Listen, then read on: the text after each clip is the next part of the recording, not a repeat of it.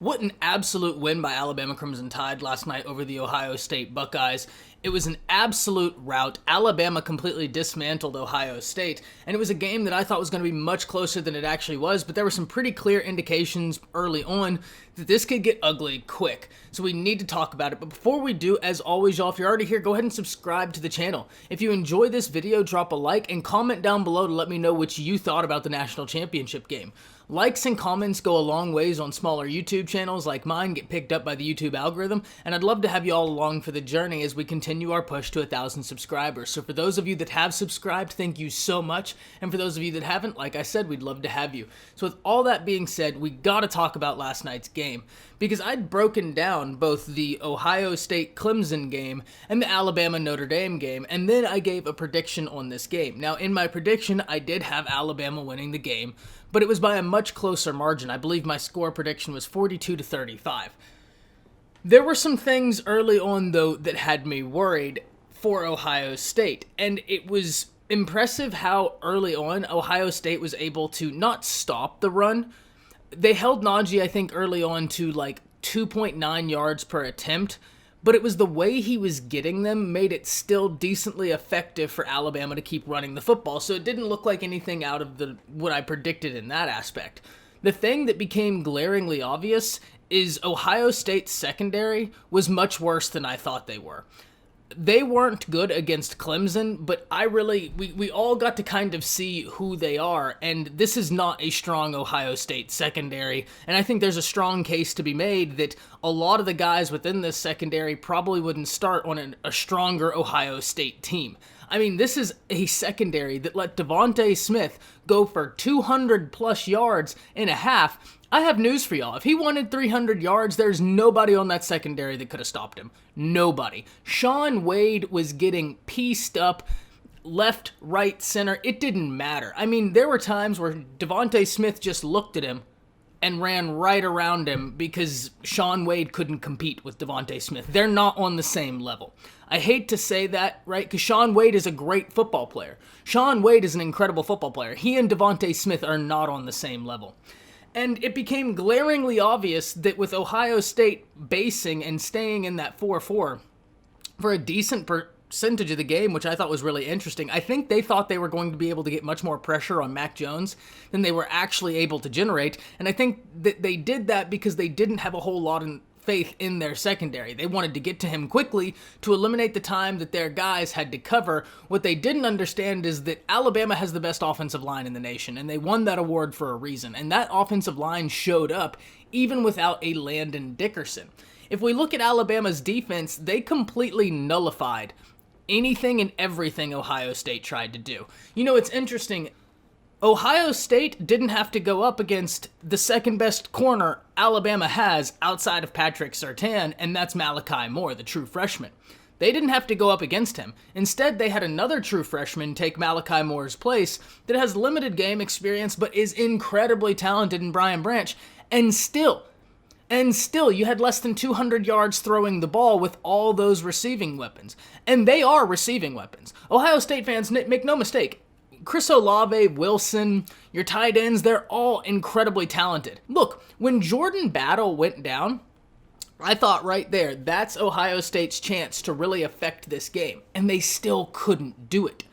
The reason is because the Alabama secondary wasn't giving Ohio State receivers the separation or the looks that they wanted. You mix that in with the fact that the Alabama front wasn't spectacular, but they were good enough to hold, right? Alabama this year and their defensive philosophy has been bend, don't break, and that really exemplified what they did. Now, I will tell you what this Alabama defense is pretty good at, and they don't have consistency in it, but they're never consistently bad. Here's what I mean. When they smell blood, they go after you, and they are hyper effective when they smell blood, right? All of a sudden, the defensive front starts to come alive, especially in pass rushing. This Alabama front is much better at affecting the quarterback, maybe not getting sacks, but getting to the quarterback and making them uncomfortable than I think they get credit for, and I don't think that they get the credit because they're not as stout in the run, which makes sense. But last night, it really was as simple as what I said in my prediction video for this game. If Ohio State cannot slow down the pass, they're in for a long night. At the end of the night, not only could they not slow down the pass, Alabama rushed for well over 100 yards in between Brian Robinson and Najee Harris. Najee had 22 carries for, I believe, 79 yards, so Ohio State did its job kind of keeping him in check, but what they couldn't do is tackle him. Najee was trucking people left and right and really making people look silly. I mean, there were a lot of times where it was taking 4, 5, 6 Ohio State guys to bring Najee down, and he was just dancing around making them miss. I think one of the coolest plays in that game was when he caught that pass and number 41 hit him with everything he had. And Najee just bounced off of him and sent him to the ground, and that kind of exemplified the difference. In one play, that was the difference. Ohio State is incredible, but they weren't on the same level as this Alabama team, and that's not a shot. Any other year, Ohio State, I absolutely think y'all are winning the national championship if you don't go up against this Alabama team, or a comparable Alabama team. Your chances are much better. This Alabama team was sensational. Like I said, I thought this was going to be a much closer game. I'm not out here trying to say that I predicted a blowout. I absolutely didn't. I have the receipts to prove that I didn't predict a blowout. I thought it was going to be 42-35. But what I did say in that video is if you cannot contain Devontae Smith, then the running game is going to come and hurt you in the back half because you're going to have to do something against the pass. And Mac Jones last night was the best quarterback on the field. Now, going into the draft, Mac Jones isn't what Justin Fields is. Make no mistake, I'm not claiming that Mac Jones is a better quarterback than Justin Fields, but he was the best quarterback on the field last night by a wide margin. Justin Fields got away with some interceptions that were dropped by Alabama's secondary, and it really was obvious that, Fields is spoken for. What he did this year is absolutely incredible. The heart that he played with, the heart that he showed is really inspiring, and I have nothing but respect for Ohio State, Ryan Day, and Justin Fields for the way they went through this season, right? You can only ask them to do what they could, and that's what they did, and they were sensational at it. But yeah, Alabama completely dismantled Ohio State in really every facet of the game. And sure, Ohio State scored 24 points, but Alabama's defense, like I said, was bend but don't break. They didn't really allow Ohio State to get in this game, and if you look at it, they got quite a few stops. Alabama had the fumble, which put Ohio State right back in this game, and then the targeting call, which put Ohio State right back in the game. Y'all, remember, without that fumble, without that targeting call, we're talking 10 or 14 points we're taking off the board. So now we're looking at 10-52, maybe even 10-59, because Alabama wasn't being stopped by that Ohio State defense. There was nobody who could even dream of covering Mechie, of covering Smith. Hell, there was nobody on that Ohio State secondary that could dream of covering a 75% Jalen Waddle. That's the difference we were talking here. This isn't the secondary that had Akuda, Denzel Ward, guys like that. That's not this secondary. Up front, they're the dudes at Ohio State, make no mistake about it.